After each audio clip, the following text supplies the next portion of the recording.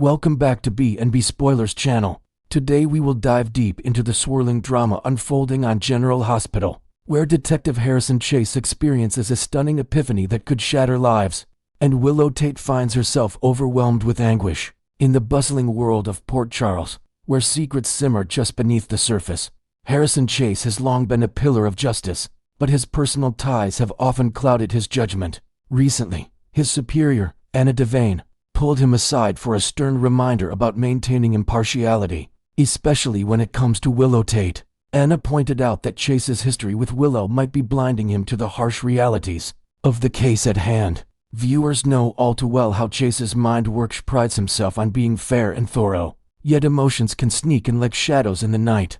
This caution from Anna isn't just casual advice.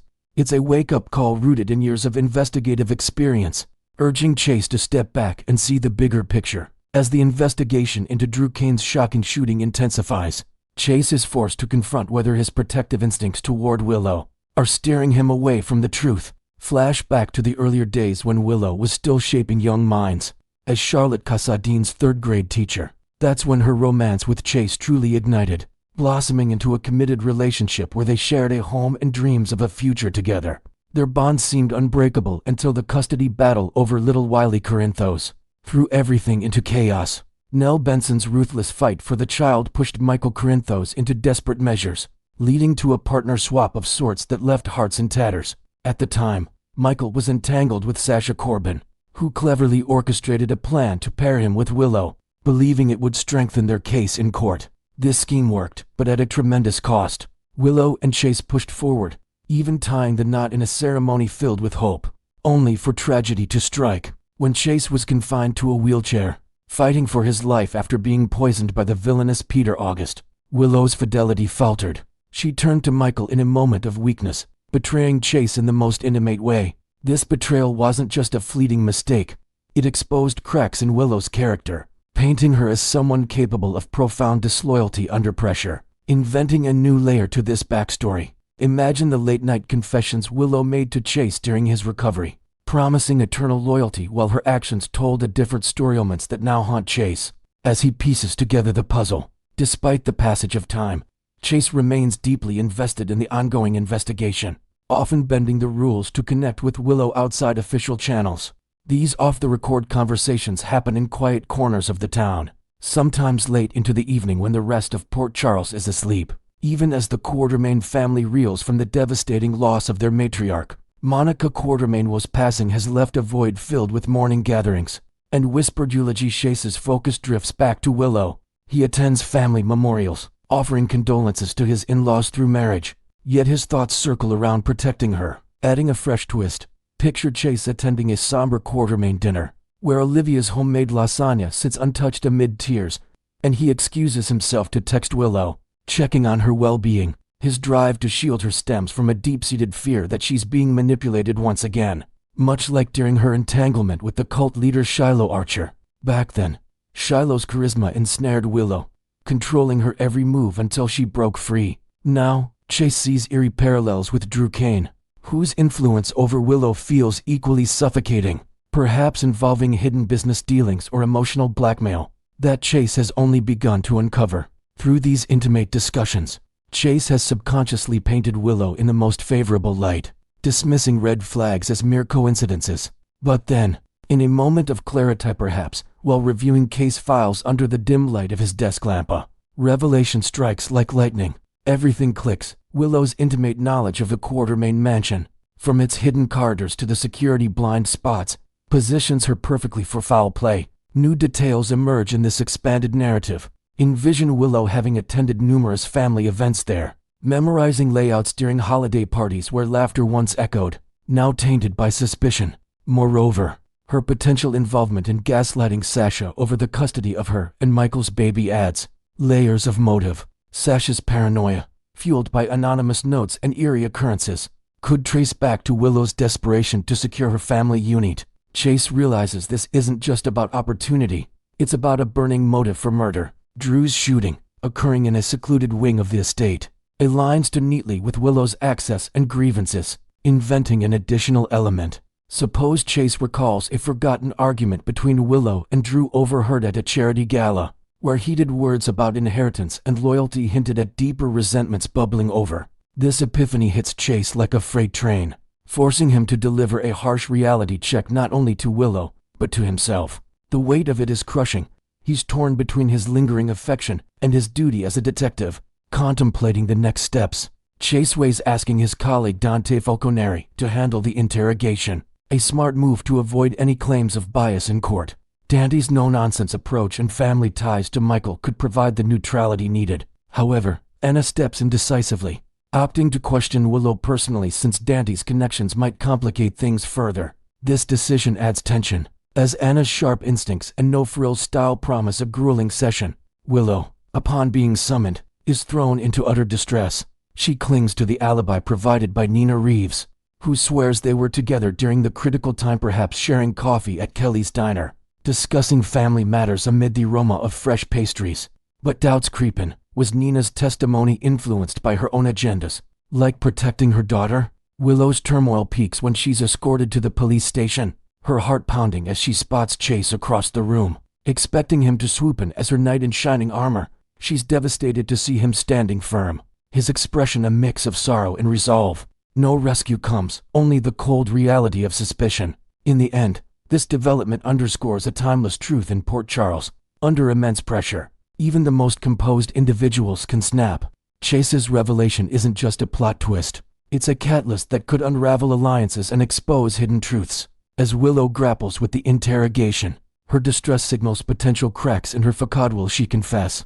Or will new evidence emerge to clear her name? Next, in the high-stakes underbelly of Port Charles, whispers of impending peril surround Jack Brennan, the enigmatic WSB operative whose secrets are piling up like storm clouds. Spoilers hint at a scenario where Brennan teeters on the edge of mortality, possibly at the hands of a furious Carly Spencer once she uncovers his deceptive maneuvers involving her daughter, Jocelyn Jex. Brennan has been playing a dangerous game, pulling strings behind the scenes to enlist Jocelyn into the World Security Bureau, without a whisper to her protective mother. This betrayal cuts deep, especially given Carly's history of fierce maternal instincts, forged in the fires of past tragedies. To flesh this out with fresh intrigue, imagine Brennan first approaching Jocelyn during a seemingly innocent coffee meetup at Kelly's diner, where he dangled tales of adventure and purpose, appealing to her youthful sense of justice after her recent brushes with danger in college protests. Carly, oblivious to this recruitment, has been tolerating Brennan's shadowy spy life, even finding a spark of romance in his mysterious allure. But that tolerance is about to shatter like glass under pressure. The potential for Brennan's demise looms large, fueled by Carly's legendary temper, often dubbed snarly by those who've crossed her path. She's been kept in the dark, hoodwinked by Brennan's charm while he molds Jocelyn into a junior agent, exposing her to risks that no parent would sanction. Adding a new layer to this web, consider how Brennan justified his actions internally, perhaps viewing Jocelyn as a natural fit for the WSB due to her quick thinking during a recent Port Charles crisis involving a counterfeit art ring, where she unwittingly helped uncover clues. But Carly's world would crumble if she learned the full extent. After the devastating loss of her son Morgan Corinthos in a senseless explosion years ago, the mere thought of another child in harm's way could unleash a volcanic rage. Jocelyn, headstrong and eager for independence, appears fully committed to this clandestine role, embracing odd assignments that take her from stakeouts in dimly lit warehouses to decoding encrypted messages late into the night. This dedication only heightens the stakes, as it means Jocelyn is diving headfirst into a world of espionage where every corner hides a threat, from rogue agents to international syndicates. Compounding the tension, Britt Westburn and Jason Morgan played unsung heroes in a recent overseas escapade, rescuing Jocelyn from a precarious situation in Croatia without Carly's knowledge. Picture the scene.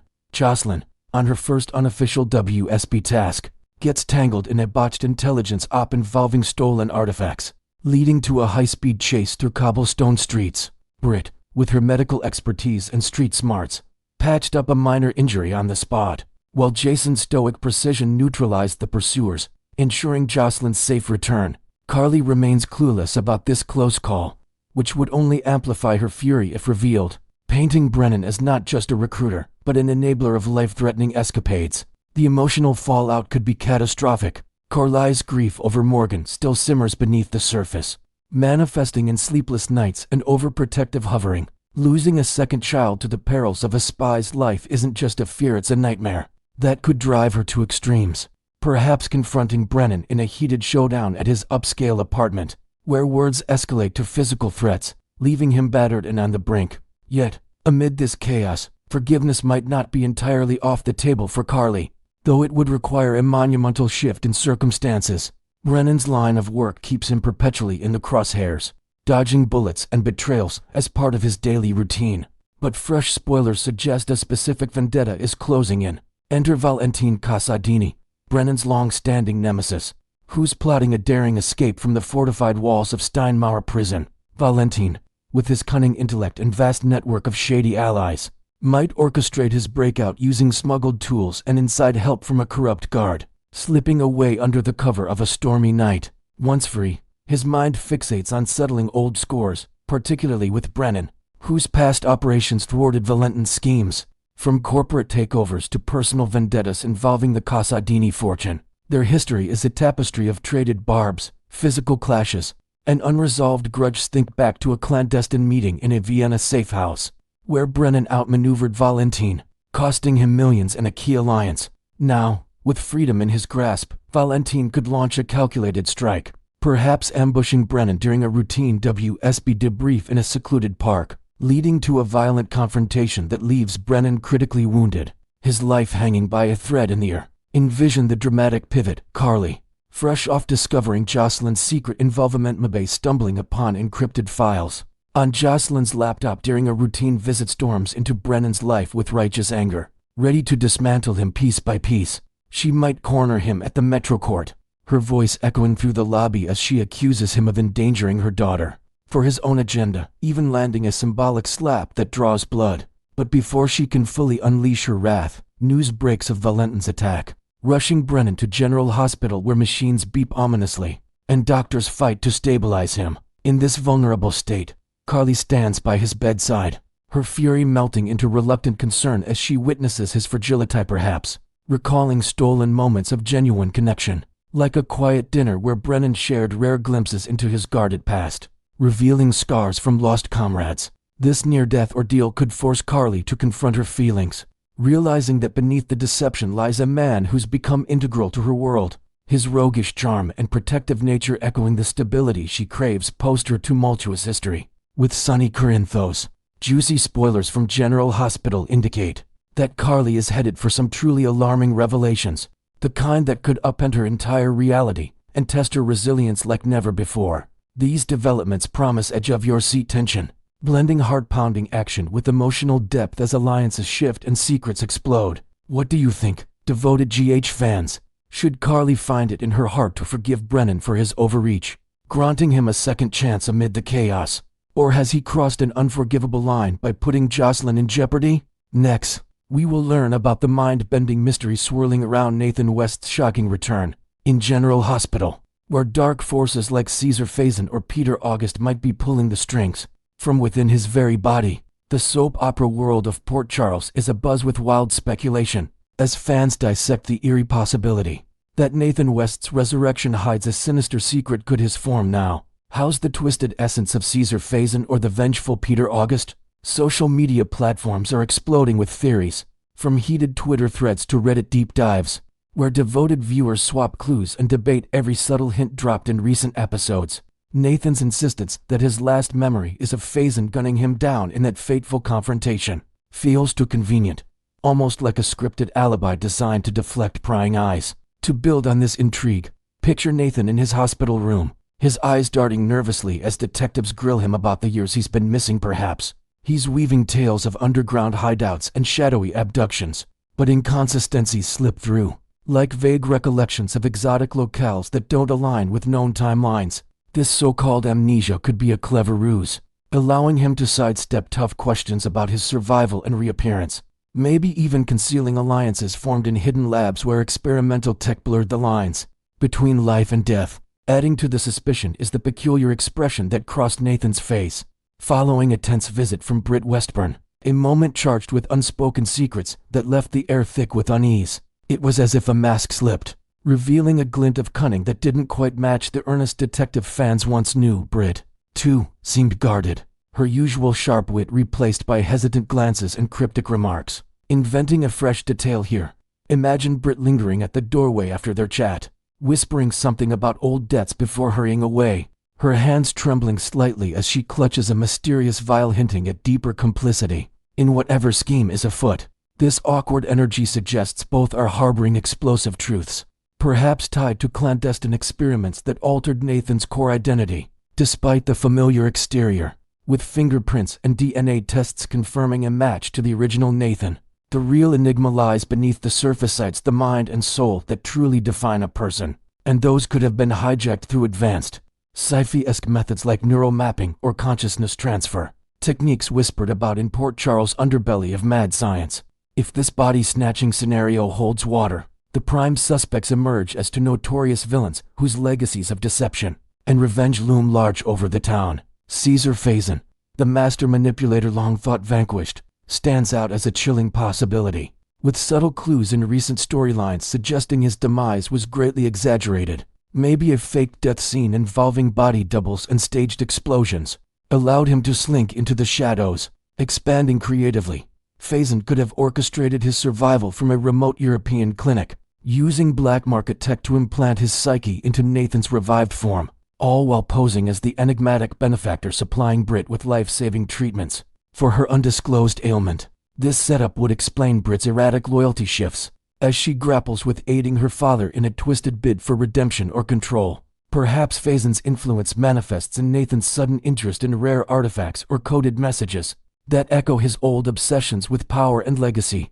The eagerness Nathan displays to reunite with his son takes on a darker hue. What if this is Faison scheming to encounter his grandson James West, grooming the innocent child as a pawn in his grand design for a new generation of chaos, complete with lessons in manipulation disguised as bedtime stories? On the flip side, Peter August emerges as another viable candidate for this macabre possession, his history of fake deaths and relentless grudges making him a perfect fit for such a diabolical plot. Peter, who always simmered with resentment toward his family's favoritism, might have engineered a way to inhabit Nathan's body as the ultimate act of usurpation, positioning himself to infiltrate and reclaim the life he covets. To add inventive depth, envision Peter surviving his apparent end through a secret alliance with rogue scientists, undergoing an experimental procedure in a hidden facility where his memories were digitally uploaded and overlaid onto Nathan's neural framework during a clandestine revival operation. This could tie into Peter's burning desire to rebuild his fractured family with Maxie Jones,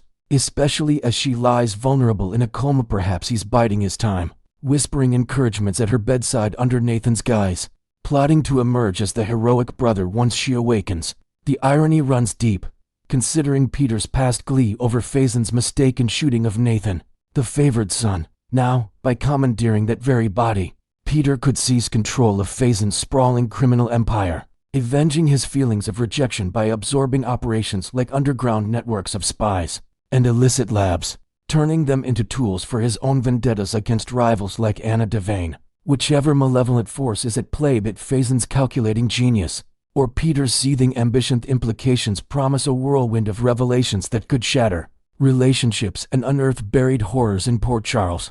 This potential brain takeover storyline weaves in elements of psychological thriller with soap staples, building suspense through ambiguous glances and half-truths that keep viewers guessing. Spoilers from General Hospital indicate that jaw-dropping developments about Nathan are on the horizon, paving the way for more turmoil and unexpected alliances as the truth claws its way to the surface.